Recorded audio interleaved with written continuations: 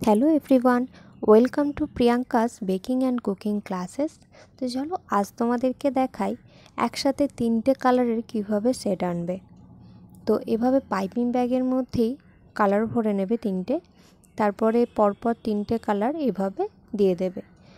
যদি কারোর মনে হয় আমি তিনটে ভাগই সমানভাবে করতে চাই, তাহলে প্রথমেই টুথপিক দিয়ে মার্ক করে নিও, তাহলে কিন্তু তিনটে ভাগই তুমি মোটামুটি সমান পেয়ে যাবে।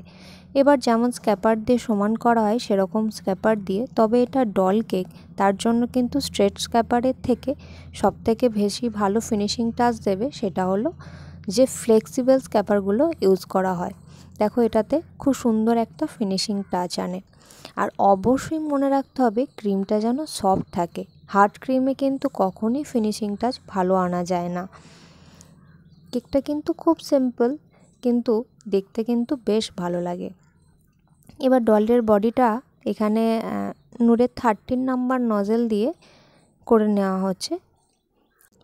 বসাবার পর বেশ ভালো লাগছে তাই না?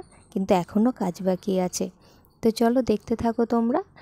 তবে মজার ব্যাপার হলো প্রথম এই ভয়েস রেকর্ড দিতে গিয়ে আমার চোখের জলে নাকের জলে হওয়ার অবস্থা। সামনে কেউ নেই, একা একা কী করে ভয়েস রেকর্ড দেব, এ তো মহা সমস্যা। কিন্তু তোমাদের আবদার, তার সেটাকে নিয়েও ভাবতে হচ্ছে। তো যাই হোক, একটু একটু করে শুরু করছি আর কি। ভীষণভাবে চেষ্টা করছি তোমাদেরকে ঠিকঠাক বোঝাবার।